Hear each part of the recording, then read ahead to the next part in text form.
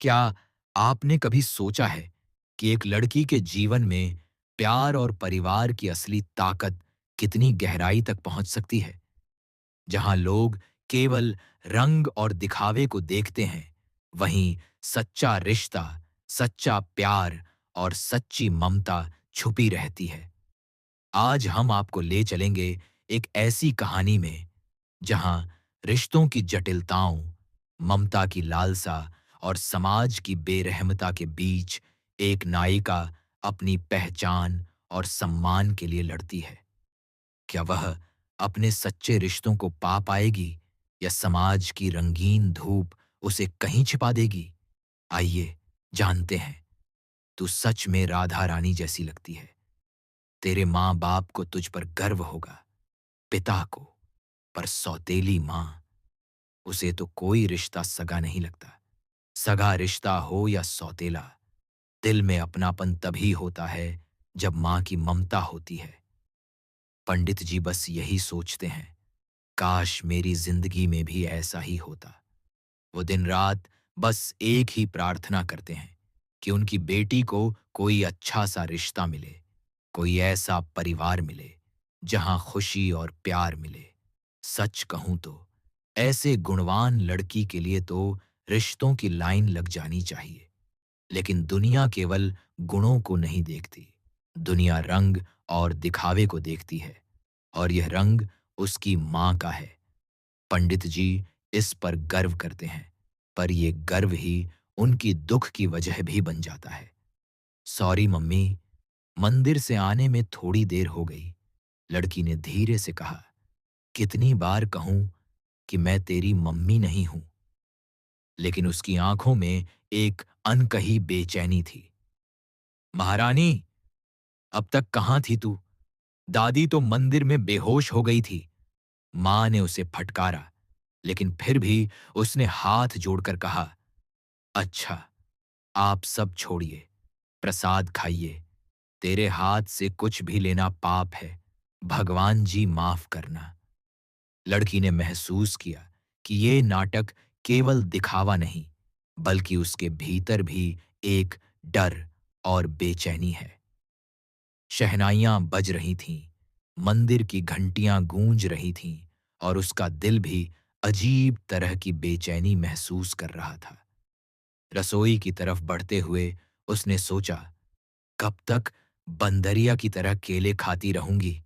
खाना तो मेरी मरी हुई माँ कर ही बनाएगी।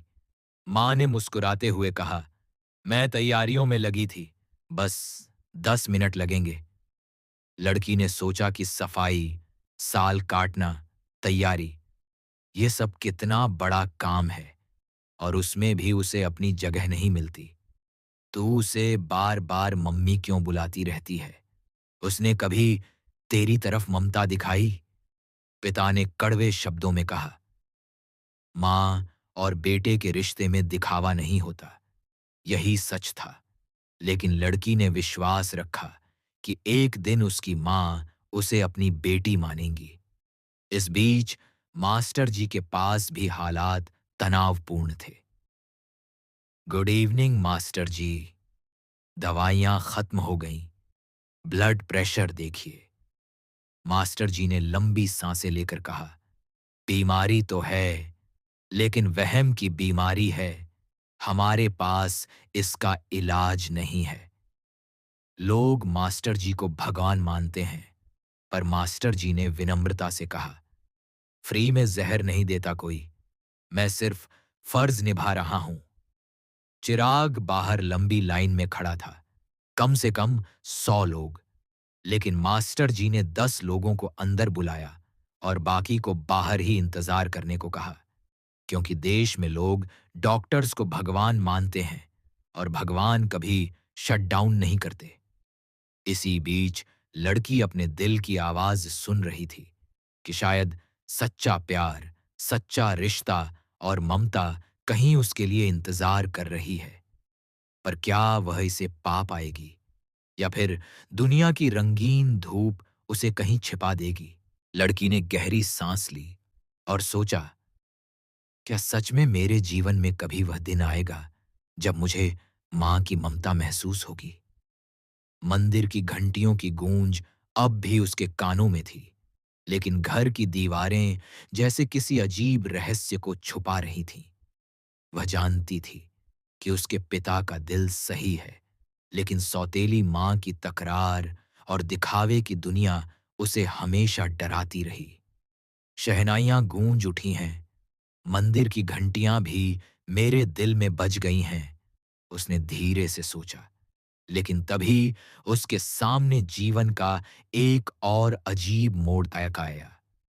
चिराग, जो हमेशा घर के बाहर लंबी लाइन में खड़ा रहता, अचानक अंदर आया और बोला, तुम्हारी मदद चाहिए। लड़की हैरान थी। कौन मदद करने आया है? उसकी आंखों में आश्चर्य और डर दोनों थे। चिराग ने धीरे से कहा, मां के लिए नहीं, बल्कि तुम्हारे लिए। तुम्हारी खुशी का इंतजार कोई कर रहा है। ये शब्द उसके दिल में अजीब सा हलचल पैदा कर गए। उसकी आत्मा ने तुरंत महसूस किया कि यह मौका उसके जीवन का सबसे बड़ा मोड़ हो सकता है। तभी मास्टर जी ने भी एक नई बात कही, बीमारी सिर्फ शरीर की नहीं होती, यह आत्मा में भी हो सकती है। तुम्हारे डर, तुम्हारी बेचैनी, सबको हराने का एक तरीका है। लड़की ने सोचा, क्या मेरी आत्मा में भी किसी तरह का इलाज संभव है? घर की रसोई में उसने देखा कि उसकी मां फल काट रही थी, लेकिन अब उसके हाथों में केवल गुस्सा नहीं, बल्कि एक अजीब तरह की नरमी भी थी। लड़की ने धीरे से पूछा, मम्मी, क्या आप मुझे अपनी बेटी मानेंगी? मां ने पल भर के लिए उसकी आंखों में देखा, और वह पल, बस एक पल, जैसे समय थम गया हो। उसके चेहरे पर हल्की मुस्कान आई और उसने कहा, एक दिन शायद, पर अभी अभी मैं खुद को भी समझ नहीं पा रही। लड़की को लगा कि वह पल, वह आशा की किरण है जिसे वह हमेशा खोजती रही। उसे एहसास हुआ कि कभी-कभी सच्चाई तुरंत नहीं आती, बल्कि धीरे-धीरे आती है, जैसे शाम की आखिरी किरण सूरज से दूर चली जाती है, लेकिन अंधेरा भी धीरे-धीरे खत्म होता है। इसी बीच बाहर की दुनिया भी अपने रंग और दबाव में नहीं थी।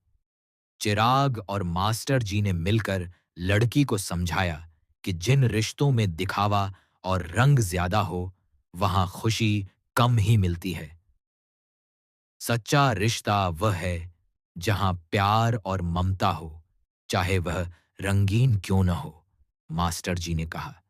लड़की ने महसूस किया कि उसका जीवन अब दो रास्तों के बीच खड़ा है, एक जहां दुनिया की रंगीन धूप उसे छिपाए रखेगी, और दूसरा जहां वह अपने सच्चे रिश्तों और ममता को खोजेगी।